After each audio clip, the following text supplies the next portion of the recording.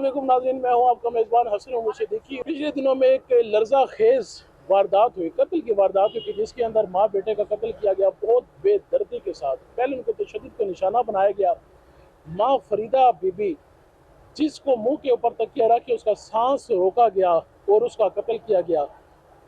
सिर्फ यही नहीं बल्कि मरने के बाद उसको कत्ल करने के बाद उसकी लाश को करंट लगाया गया और इस बात की तसल्ली की गई कि वो वाकई में मर चुकी है।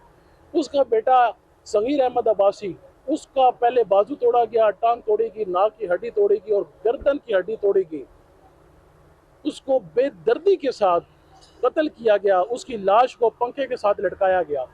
अभी तक पुलिस की तरफ से जो है कि 161 के अभी तक इनके बयान भी जो मुद्दई पार्टी है उनकी तरफ से भी रिकॉर्ड नहीं की गई। जो मुद्दई पार्टी अकील अहमद अब्बासी और उनकी जोजा सुमेरा बीबी फरीदा बीबी की जो वो बेटी थी, अभी तक पुलिस की तरफ से 161 के उनके बयान भी रिकॉर्ड नहीं हुए। इस केस को जो हैंडल कर रहे हैं नज़ाकत अहमद अब्बासी एडवोकेट साहब, आज हम उनकी चैम्बर की तरफ जाते हैं, उनसे बात करते हैं कि अभी तक इस केस में क्या पेशरफ्त हुई है और जो इनके जो तफ्तीशी ऑफिसर हैं हम उनसे भी मौक़िफ़ लेने की कोशिश करेंगे कि वो अभी क्या कहते हैं कि अभी तक पुलिस की तरफ से कोई किसी भी मुल्ज़मान की कोई गिरफ्तारी अमल में लाई गई है या नहीं। हमारे साथ रहिएगा।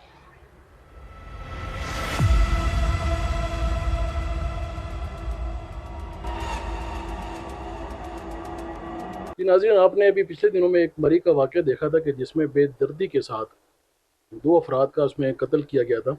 आज उसी केस के सिलसिले में हम रावलपिंडी कचहरी में जो उस केस को देख रहे हैं, नज़ाकत हुसैन अब्बासी साहब एडवोकेट, आप उनके साथ मौजूद हैं। उनसे बात करते हैं कि अभी तक इस केस में क्या पेश रफ्त आई। अस्सलाम वालेकुम। वालेकुम सलाम वरहमतुल्लाह। अच्छा, मुझे बताइएगा नज़ाकत साहब, ये जो अभी पिछले दिनों में जो मर्डर के जो केस हुआ है, इसमें अभी तक क्या पेश रफ्त आई है? पुलिस की तरफ से अभी तक क्या यहाँ पे क्या कोई कार्रवाई की गई है? सबसे पहले तो आपको ये बताना चाहूँगा कि किस सफाकियत से दिन दहाड़े ये कत्ल किया गया, और इस सफाकियत से कत्ल किया गया कि आप मेडिकल रिपोर्ट में ये चीज़ देखें तो ये रिफ्लेक्ट कर रही है कि जो बच्चे की डेथ हुई है वो इंजरीज़ की वजह से हुई है, और जो बच्चे की वालदा की डेथ हुई है वो सांस घुटने की वजह से हुई है। और ये जो इलाके के चंद लोकल लोग हैं, मुल्ज़मान को जो साइड ले रहे हैं, वो ये चाह रहे हैं कि इसको ख़ुदकशी का रंग दिया जाए। पहले दिन जब ये कत्ल हुआ तो मुझे कॉल आई रात 2 बजे। मुझे कुछ मुअज़्ज़िनीन इलाका ने कॉल की, अतात ग्रुप के कुछ लोग थे, उनने कॉल की। तो मैं यकीन जाने जब वो उन्होंने ये सारा वाक़या बताया तो मैं पूरी रात नहीं सो सका, पूरी रात में उठा रहा। सुबह जब मैं फिर उठा, मैं मौके पर गया तो मैंने देखा बहुत ही दर्दनाकी से कत्ल किया गया था। और ये जो मेलाफाइड इसमें पुलिस की है कि इस वक्त तक बेसिक यानी कि 161 की स्टेटमेंट नहीं रिकॉर्ड की गई। और ये वो चीज़ होती है 161 के स्टेटमेंट कि जब आप एफआईआर लॉन्च करते हैं तो फौरी तौर पर रिकॉर्ड की जाती है, लेकिन अभी तक उनने 161 की स्टेटमेंट नहीं रिकॉर्ड की पुलिस ने। ये पुलिस की नाअहली है, जिस पे मैंने एप्लीकेशंस भी दी हुई हैं, सीपीओ साहब को एप्लीकेशन दी हुई है, एसपी साहब को इनकी प्रोटेक्शन की एप्लीकेशन भी दी हुई है। तो ये अभी तक जो अपडेट है इस केस में।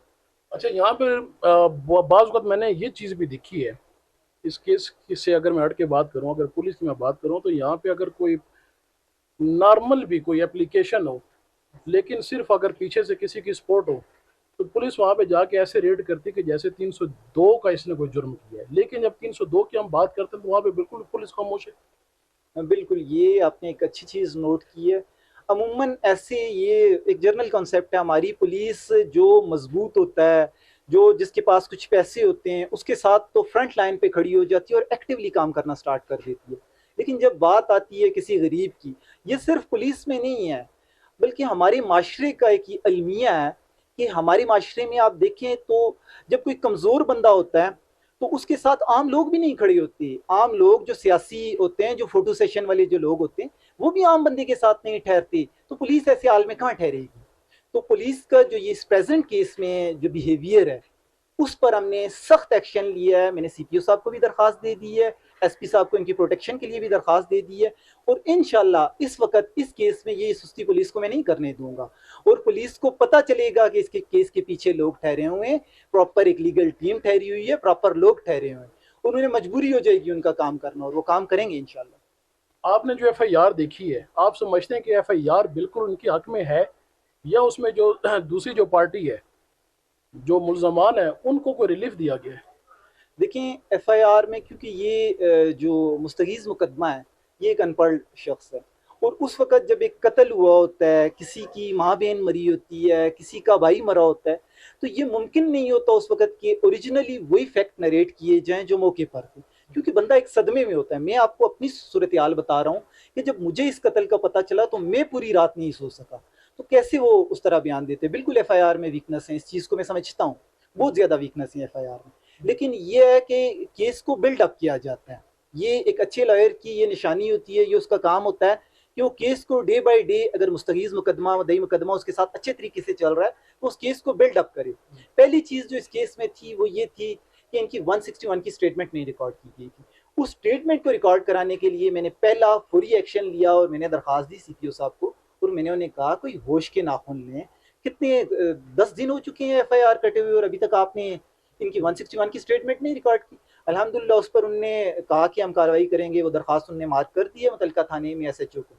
अगर इन्हीं 2-3 दिनों में अगर उनने फिर भी इनकी 161 की स्टेटमेंट ना रिकॉर्ड की तो मैं इसके खिलाफ पटिशन फाइल करूँगा। आप ये क्या मैसेज देंगे? मेरे हिसाब से तो यहाँ पर ये होना चाहिए था कि अभी तक इस केस के ऊपर कार्रवाई हो जानी चाहिए थी। जो इनका बयान था उसको रिकॉर्ड कर लेना चाहिए था। लेकिन ये पुलिस की ये नाअहली है कि वो मजबूत बंदों के साथ ही हमेशा खड़ी रहती है और जो मजलूम होता है वो बिल्कुल बेचारा पिसता रहता है। यहाँ पर भी हम इसी चीज़ को देख रहे हैं। तो अहले इलाका जो है वो क्या कहते हैं, उनका इस बारे में क्या बयान है? अहले इलाका में एक मुझे बड़ा अच्छा मैसेज, पहली बार एक मर्डर केस में इस तरह का अच्छा मैसेज मुझे अहले इलाका की तरफ से मिला कि अहले इलाका के कुछ नौजवान हैं जिनने एक अपना ग्रुप बनाया हुआ है एतहाद ग्रुप के नाम से। वो अहले इलाका जुड़ के खड़े हो गए इसमें। वो जुड़ के खड़े हुए, उनने प्रॉपर मुझे एंगेज किया। फिर वो डे बाय डे इसकी प्रोसीडिंग्स को देख रहे हैं। वो मेरे से पहली बार ऐसी है कि मदई शायद उतना एक्टिव नहीं है जितना अहले इलाका एक्टिव है। वो हर दूसरे दिन मेरे से पूछते हैं कि वकील साहब इसमें क्या हुआ, आपने अभी ये दरख्वास्त दी थी, इसमें क्या हुआ। तो पहली बार ये देखने का किसी इलाके में हमें मैसेज आया है कि अहले इलाका का एक पढ़े लिखे बच्चों का ग्रुप है जो बहुत एक्टिवली इस पे काम कर रहे हैं। इंशाल्लाह उनका ताउन भी हमारे साथ रहेगा।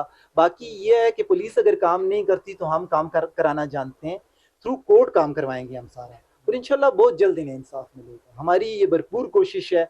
और हम सबसे मेन चीज़ है, क्रिमिनल मैटर में होता क्या है, क्रिमिनल मैटर में होता ऐसे है कि अमूमन सबसे जो बड़ा मसला होता है एक मदई को, उसको ये होता है कि अच्छा वकील नहीं मिलेगा। फिर उसके बाद वकील जब मर्डर ट्रायल कोई लेता है तो वो 2-3 मिलियन से कम फीस ही नहीं होती। इवन हम भी कोई केस लेते हैं तो 2-3 मिलियन से नीचे नहीं लेते। तो यहाँ इनके लिए एक रिलीफ जो हमने दिया है कि फ्री ऑफ कॉस्ट इनकी लिटिगेशन कर रहे हैं। मैंने इन्हें क्लियर बता दी है, अहले इलाका को भी ये बात बता दी है कि इनको ज़रा भी इस चीज़ की टेंशन नहीं होनी चाहिए कि इनने वकील को फीस देनी है। इनको इस चीज़ की ज़रा भी टेंशन नहीं होनी चाहिए कि पुलिस को कोई पेमेंट करनी है। और पुलिस पे जो मैंने एक मजबूत हाथ रखा है, उसके बाद पुलिस की ये जरूरत नहीं होगी कि वो किसी से पैसे मांग सके। इंशाल्लाह इनका ताउन रहे। अगर मुद्दई अगर खड़ा रहे तो मैं उन्हें सजा जरूर पहुंचाऊंगा। अच्छा, ये है तो ये कत्ल का केस, जैसे भी आपने कुछ देर पहले ये कहा कि हवाई चीज़ों का आप जिक्र कर रहे थे, ज़रा वो भी एक्सप्लेन कीजिएगा, वो क्या बात है? अच्छा, अक्सर ऐसे होता है कि जहाँ ज़्यादा लोग पढ़े लिखे नहीं होते और ख़ास करके मुद्दई वीक होता है, कमज़ोर होता है, तो वहाँ कत्ल को ना रंग दिया जाता है खुदकशी का। आज से 10 साल कबल यही जो मुस्तगीज़ मुकदमा है, इसके ससुर को कत्ल कर दिया गया। और उस वक़्त ये इनने तोहमात निकाली कि कोई बाहर की चीज़ है, ऐसे है, कोई जिन भूत हैं, वो मार के चली गई। तो बात ये है, ये तो हँसी आती है इस तरह की बातों पे कि कैसे हो सकता है कि एक ज़िंदा जान चली गई और कोई जिन्नात मार के चले गए। ये कोई फ़िल्म ड्रामा तो नहीं चल रही, कोई फेयरी टेल तो नहीं है, कोई कहानियाँ तो नहीं सुना रही आप। नाजरीन, इस वक्त हमारे साथ एक और एडवोकेट जनाब इंजीला सरफराज साहिबा मौजूद है। क्योंकि इस केस में ये हुआ है कि मकतूला जो है वो भी एक मकतूल है और एक मकतूला है, तो वो एक लेडीज़ हैं और उसकी जो बेटी है वो भी एक, क्योंकि वैसे मुद्दई तो नहीं आ रही लेकिन अपने हस्बैंड के साथ पूरी सपोर्ट कर रही हैं अपने हस्बैंड को, क्योंकि उसकी मदर और भाई का कत्ल हुआ है और वो एक सिंपल सी बड़ी सीधी सादी सी गाँव की देहाती सी खतून है। एज के हिसाब से देखा तो वो बिल्कुल बच्ची सी है और उसमें इतना कॉन्फिडेंस नहीं है कि वो आके पुलिस वालों के सवाल जवाब करे या अदालत में आके अपने कोई भी अपना बयान रिकॉर्ड करवा सके। तो हमारी फर्म में ये आने का उसको ये फ़ायदा है कि एज ए लॉयर लॉयर और लेडीज़ लॉयर होने का ये फ़ायदा है कि वो अपनी हर दिल की बात, अपनी जो उसके इमोशंस हैं, अगर उसकी तकलीफ है वो अपनी खुल के मुझसे डिस्कस कर सकती है, करती है। और उसका ये फ़ायदा है कि हम उसको आगे एक्सप्रेस करते हैं, कोर्ट में हमने उसका कुछ बयान देना है तो वो मेरे साथ रिलैक्स रहती है। अच्छा, ये सारा हुआ है अभी मर्डर, तो वो तो बच्ची सहमी भी होगी, क्योंकि जैसा कि आपने बताया उसकी एज भी कम है, तो वो बच्ची सहमी होगी, लेकिन वो आपकी तरफ से उसको काफ़ी सपोर्ट होगी। बिल्कुल, जब वो एक बच्ची है, एक उसकी एज भी इतनी नहीं है, पहले उस इसी केस से रिलेटेड 10 साल पहले उसका बाप फौत हुआ है, तो तब वो बिल्कुल ही बच्ची थी, और उसके बाद 10 साल के बाद पता चलता है कि उसका जो वारसान में है, उसके हकीकी वारसान है, उसकी माँ और भाई, उसका कत्ल